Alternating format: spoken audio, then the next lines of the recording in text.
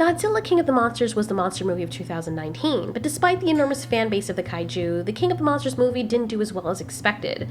Why? Why didn't it earn more? Why didn't it have more of a fan base? The real Godzilla reboot, not the Zilla one where Godzilla looked like a T-Rex fish. We know her as Zilla now. That movie, dubbed Godzilla 2014, made $529,076,069 worldwide. Kong Skull Island made more at $566,652,812 worldwide, and it was well received. Whereas Godzilla 2 King of the Monsters from the August 8 info made $385,781,893 worldwide. So what the hell happened? Is it because no one wants to see Godzilla? The knee-jerk reaction may be to blame the reviews, but people seem to be forgetting that it isn't the audience's fault if they don't like a movie. There has to be a reason that the reviews are bad in the first place. And it's not because they don't like the franchise, because the first Godzilla movie got good ratings and so did the Kong movie.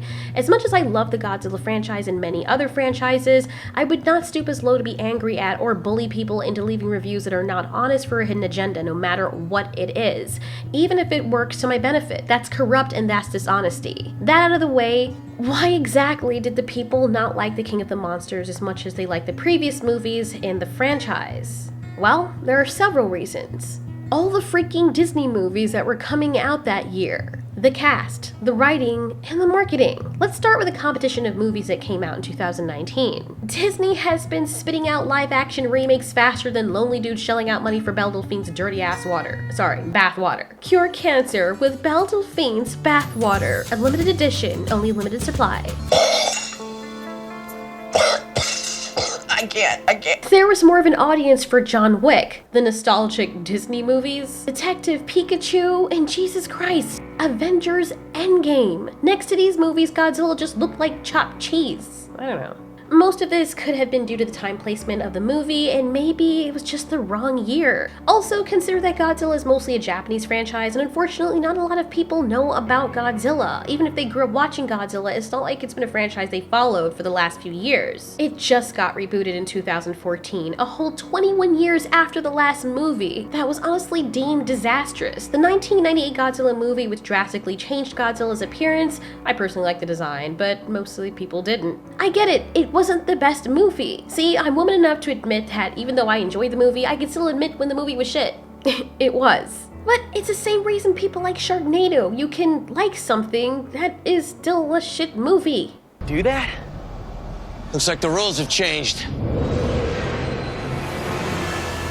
look at it! The shark's flying from the sky! Well, the point is, after that calamity, everything went dark for a while in Hollywood for Godzilla. You have to also factor in that the last Godzilla movie that Hollywood had before the 1998 movie was a 1970 movie, Invasion of Astro Monster. And that was a Japanese-American co-production, a collaboration between Toho Studios and UPA, otherwise known as the United Productions of America at the time. It was an American animation studio that existed from the 1940s to the 1970s. So, when the next Hollywood Godzilla came out, it has been 28 years since the last Hollywood movie or American Godzilla movie, and it was not received well because it gave people something that looked nothing like Godzilla.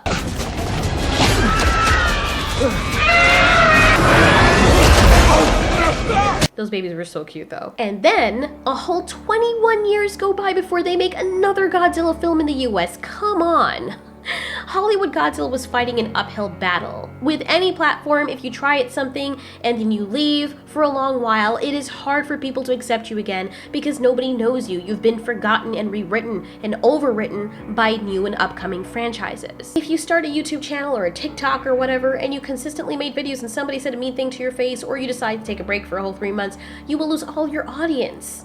So the little that you have left that are loyal or just die-hard fans are not nearly enough to give you the push that you need to be relevant again. That is honestly what broke Godzilla, especially when you consider that it was competing against other franchises that have been religiously releasing movies almost every year. Marvel earned their dedicated fan base because from 2008 when they released their first film, Iron Man, they had been releasing movies almost every year or every 2 years. That year they also released The Incredible Hulk. 2 years later, they released a sequel to Iron Man, and this is when they start a universe. In 2011, they released Thor and Captain America, the First Avenger, followed by 2012's The Avengers, where everything starts to tie in together in a beautiful marketing ploy that requires a fanbase to watch all the individual movies of the characters. Iron Man 3 comes out 2013, but Thor: The Dark World also comes out 2013, and from there, it seems as though they release 2 movies per year. And they get beast with it, because in 2017, they start releasing 3 movies per year. And from then, they've just been amplifying in volume and presence. In 2009, the Walt Disney Company got Marvel, and so not only do they have their own franchises that they're remaking and pulling onto vampirically to feed off of people's nostalgia, but they're also pushing all the Marvel titles, and it's one thing that Disney does well, and it's marketing.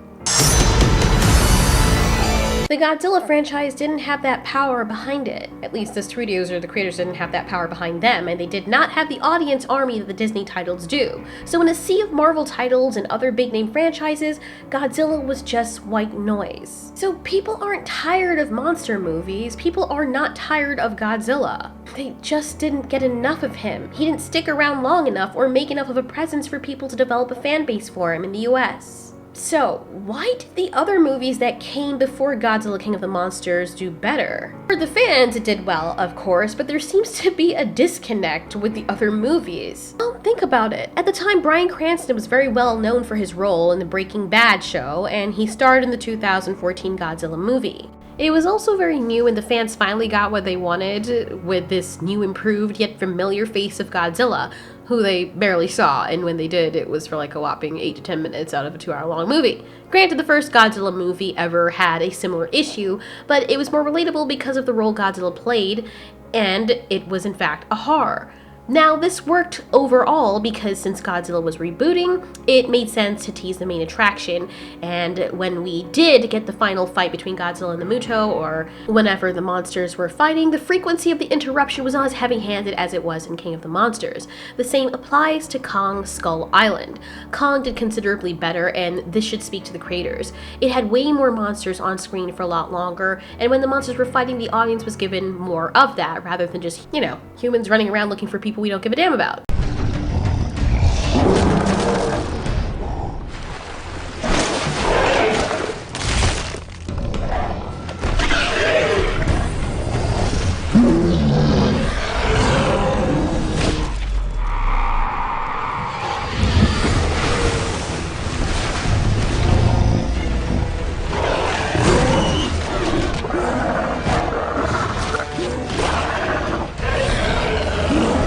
Granted, Skull Island had that too, but we could relate to the humans because we saw them being directly hunted by these creatures, and we could relate more to Kong because he displayed human emotions, and also, he's more human since he bears a lot of similarities.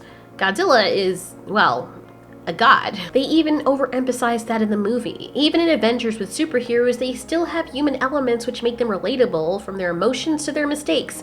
In this culture especially, we need things to be relatable, and while the initial euphoria surfaced with the arrival of the new and improved legendary Godzilla, it probably waned because it needed more of a native audience, more marketing, and a nectar with a taste more suited for this culture. Another thing that may have been working against modern monster movies like this is because there was a more of a connection between people in the old days. Now we're in a digital age where there is no relatability because people are all on their phones. That's the way that we connect. So when we go to movies, we want to see something that's relatable. We want to see something that we can connect to, that speaks to us, because we're so starved of social interaction. Because people got enough of the interaction outside and with each other in the old days. When you went to a movie, it could be as ridiculous as possible, and you didn't really need that as much because you already had it. I know, it's really weird, but I swear that's how human psychology works with this stuff. People want what they can't have, or what they don't have. The other culprit, of course, could be marketing, as to why King of the Monsters didn't do as well. Okay, so despite it seeming as though Godzilla King of the Monsters had better marketing because they had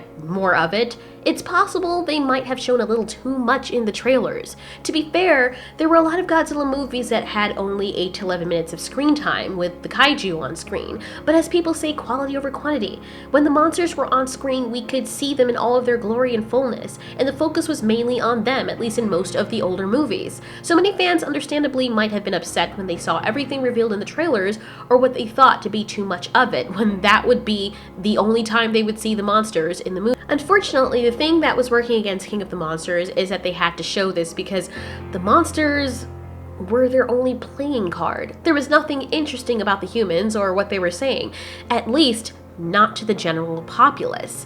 So, the only thing that would bring people in is the monsters, and unfortunately, a lot of what they showed turned out to be the only parts of the movie that had the monsters in it.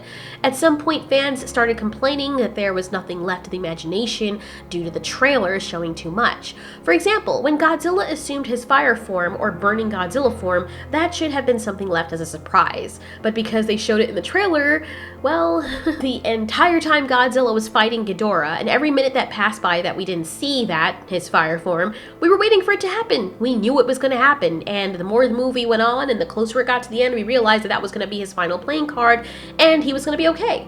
Many fans will not see a movie if it's been spoiled for them through the trailers, and many consider those extra trailers to be spoilers. The other issue as to why this movie might not have done as well as the others was because of the writing for the human characters.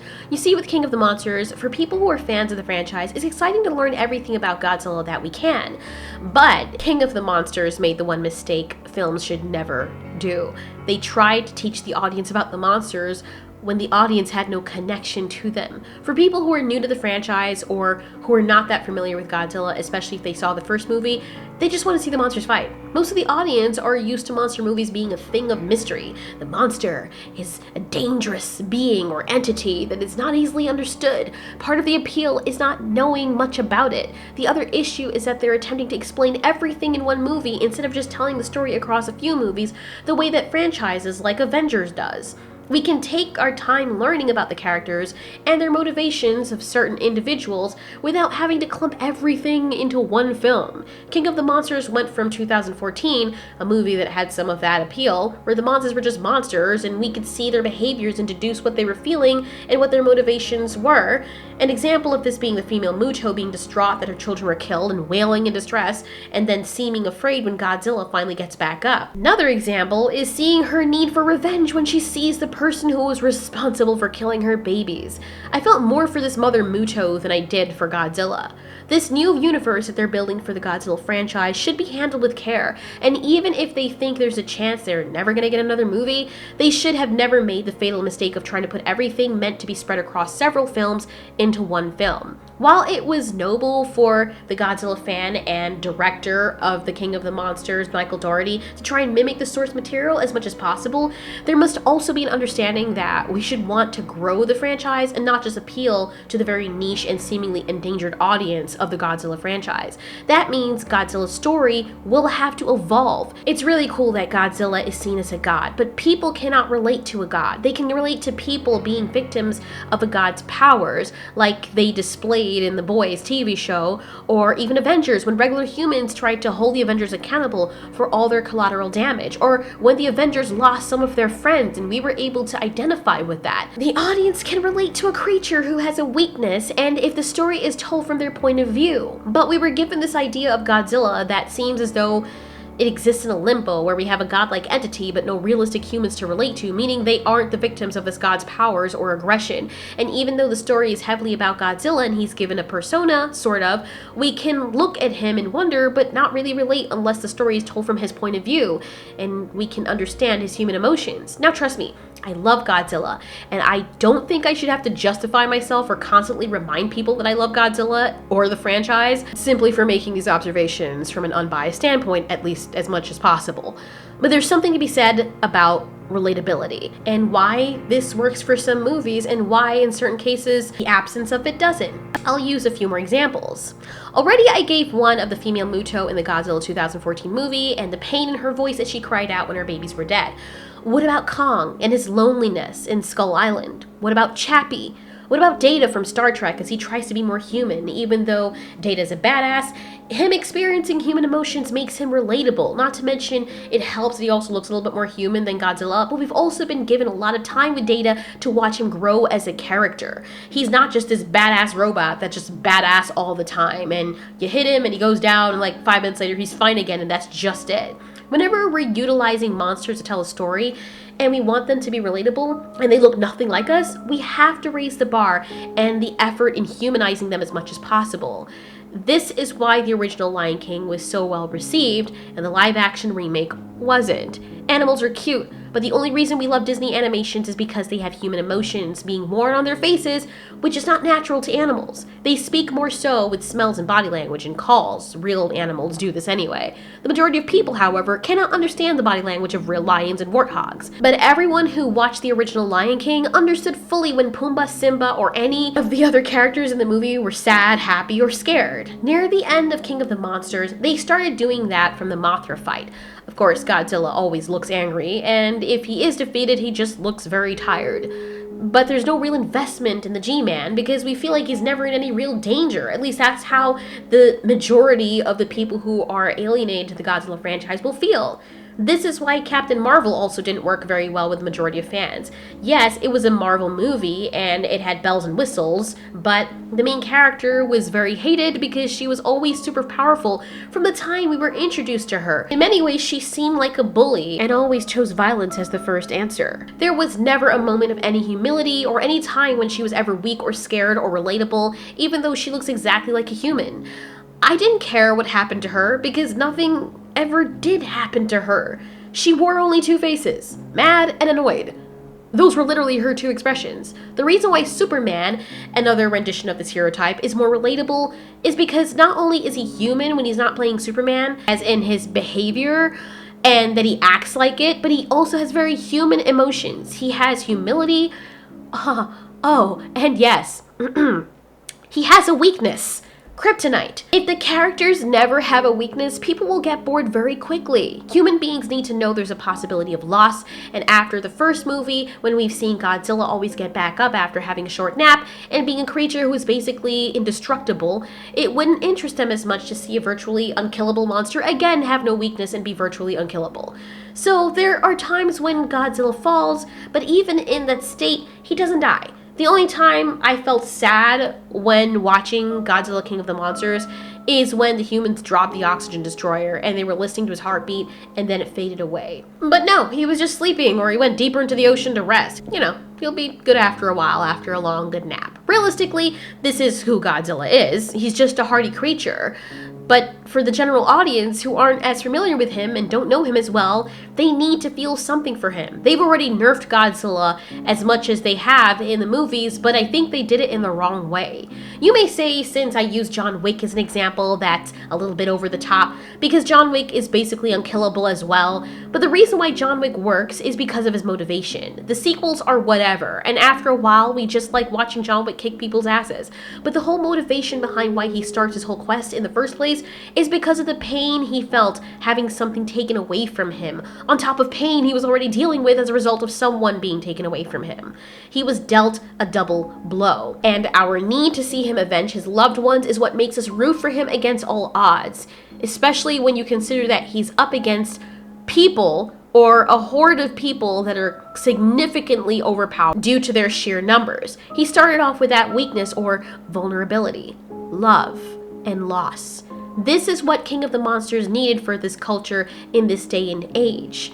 What happened to Godzilla's family? We know what happened to Kong's family, and we get to see a little bit of that expressed in Kong's behavior and his loneliness. But what about Godzilla? Is he just a mindless killing machine that just hates Ghidorah or any creature that tries to challenge him as the alpha? Or is there something more to him? Did he watch Ghidorah kill someone in front of him, someone that he loved? And that's why I love also doing the POVs, because we get to have a little bit more of this. I get to fill in the blanks and to make the characters more relatable so that we don't just see them as monsters, we see them as individuals. So it's true, nobody wants to see Godzilla, they want to feel him. Thanks so much for watching. This has been Alteori. You ask, we answer.